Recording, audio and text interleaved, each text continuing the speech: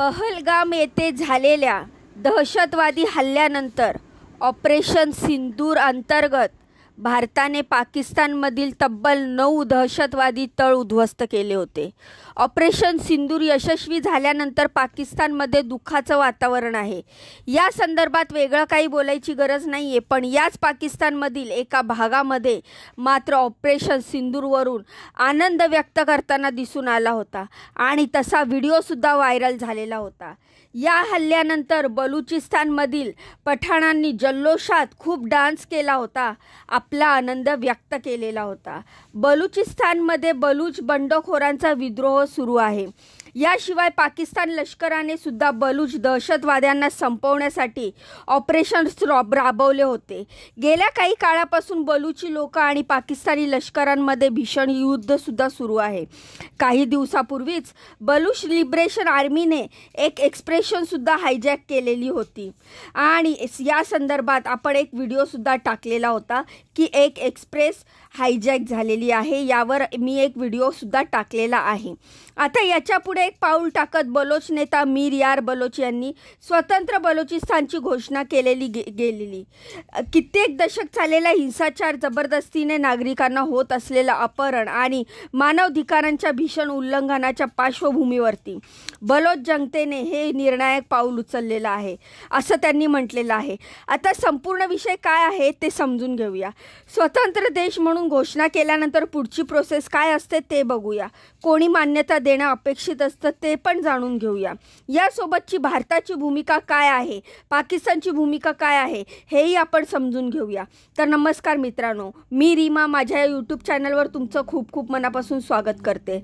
तर बलुचिस्तान हे पाकिस्तानमधील सगळ्यात मोठं राज्य आहे जे त्यांच्या जवळपास 44% भूभागावरती आहे. जर्मनी एवढा त्याचा आकार आहे, तरीसुद्धा त्याची लोकसंख्या फक्त 1.5 कोटीच्या आसपास आहे, जी जर्मनीशी तुलना करता 7 कोटीने कमी आहे. बलुचिस्तानमध्ये तेल मोठ्या प्रमाणात होतं, तिथं सोनं सापडतं, तांबं सापडतं आणि इतर खनिजंसुद्धा मोठ्या प्रमाणात सापडतात. आता या संसाधनाचा वापर करून पाकिस्तान त्यांच्या गरजा पूर्ण करतो आणि असं सुद्धा म्हणजे याच ठिकाणची सर्व खनिज संपत्ती असूनसुद्धा हा भाग पाकिस्तानमधील सर्व भाग असलेला भाग आहे. आता चायना पाकिस्तान इकॉनॉमिक कॉरिडॉर जो आहे त्यामुळे चीनला या भागामध्ये प्रचंड इंटरेस्ट आहे आणि यामुळेच इथल्या नागरिकांचं शोषणसुद्धा गेल्या कित्येक दशकांपासून मोठ्या प्रमाणात होतं आहे. पाकिस्तानशी तुलना करता या ठिकाणचं मोठ्या प्रमाणात दरडोई उत्पन्न, जीवनमानाचा दर्जा जो आहे तो सुद्धा घालवलेला आहे आणि त्यामुळेच बलुचिस्तानमध्ये पाकिस्तान विरोधात द्वेष आहे तो सातत्याने वाढत राहिलेला आहे. आणि पाकिस्तानने बलुचिस्तानवरती ताबा मिळवल्यापासून तेथे 5 मोठी बंड पाकिस्तान सरकारच्या विरोधात झालेली आहे आणि अलीकडची ही बंडखोर 2005मध्ये झालेली होती, जी अजून सुरूच आहे. अफगाणिस्तान आणि इराणला खेटून असलेल्या बलुचिस्तानचा स्वतंत्र देश देण्याची मागणी काही पहिल्यांदा झालेली नाही. यासोबतच बलुचिस्तान स्वतःचं पाकिस्तानपासून आपण स्वतंत्र राष्ट्र अशी घोषणा करण्याची गोष्टसुद्धा पहिल्यांदा झालेली नाही आहे. खरं तर बलुचिस्तान असा प्रांत आहे जो कधीच पूर्णपणे पाकिस्तानच्या अधिपत्याखाली नव्हता. येथे जे सरकार आहे यापेक्षा टोळ्यांच्या सरदारांची जास्त चलती आहे. बलुचिस्तानमध्ये वाळवंटी परिसर मोठ्या प्रमाणात आहे, नापीक जमीन आहे, डोळीची वादळं मोठ्या प्रमाणात येतात.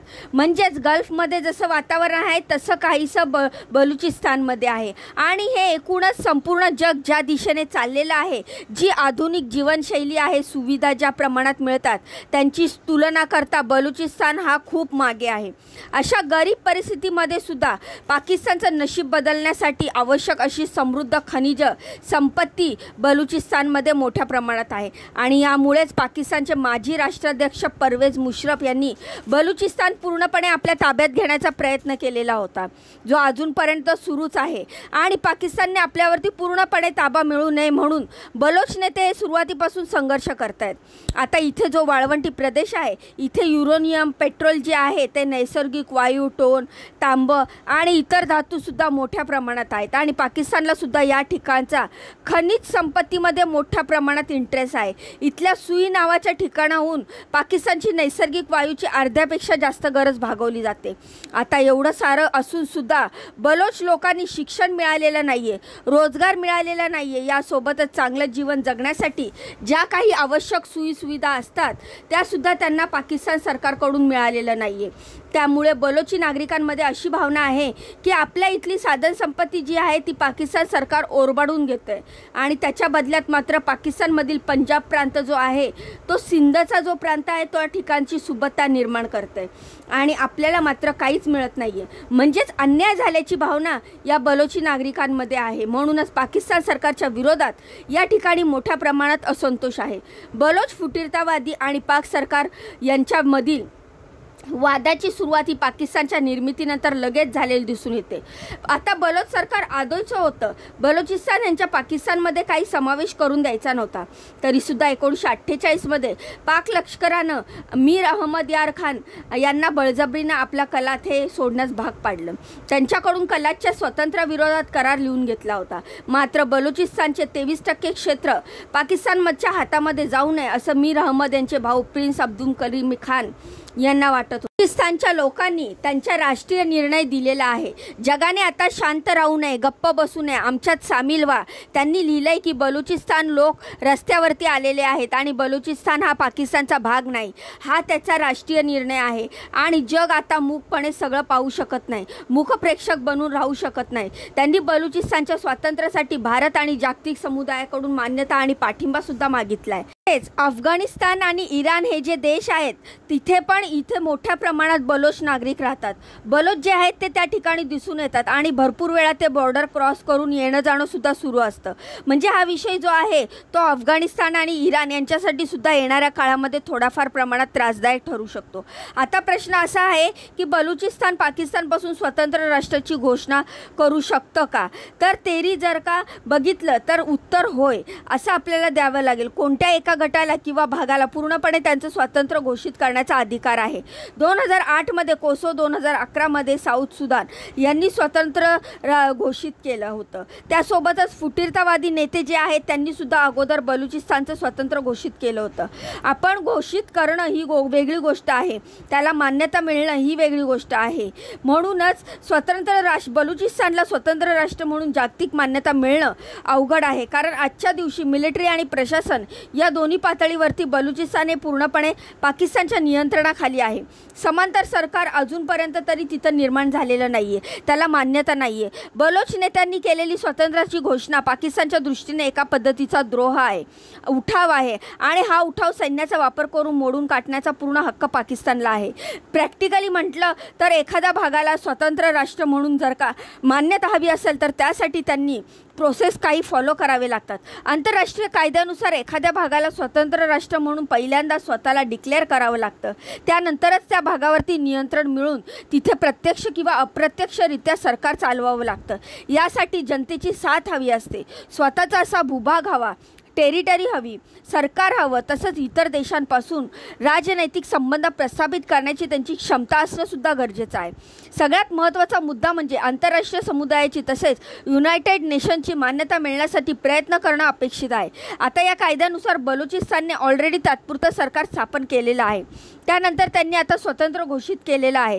त्या भागावरती त्यांचं स्वतःचं नियंत्रणसुद्धा ठेवून आहेत. आता इतर देशांनी स्वतंत्र देश म्हणून मान्यता देणं अपेक्षित आहे. पण म्हणूनच त्यांनी भारत आणि इतर देशांकडे तशा पद्धतीची मागणी केलेली आहे. पाकिस्तानमधला हा जो संघर्ष आहे हा वास्तविकतेला धरून असला तरीसुद्धा त्यांच्यामध्ये पाकिस्तानचा अजून एक तुकडा पडण्याची शक्यता नाकारता येत नाही. बलुचिस्ताननं स्वतंत्र घोषित केल्यानंतर त्याला जर का तशी मान्यता मिळायला सुरुवात झाली तर पाकिस्तानमधून अशाच पद्धतीची मागणी सिंध आणि खैबर या भागातून निर्माण होण्याची शक्यता नाकारता येत नाही आणि चीन सहजासहजी बलुचिस्तानला स्वातंत्र्य मिळू देणार नाही. भारताची अडचण अशी आहे की आपण बलुचिस्तानमधील मानवाधिकारांचे उल्लंघन होत आहे म्हणून डिप्लोमॅटिक लेवलवरती त्यांना सपोर्ट करू शकतो. पण ओपन सपोर्ट केल्यास काश्मीर मुद्द्यांवरती आपल्याला मग परत थोडीशी अडचण निर्माण होऊ शकते.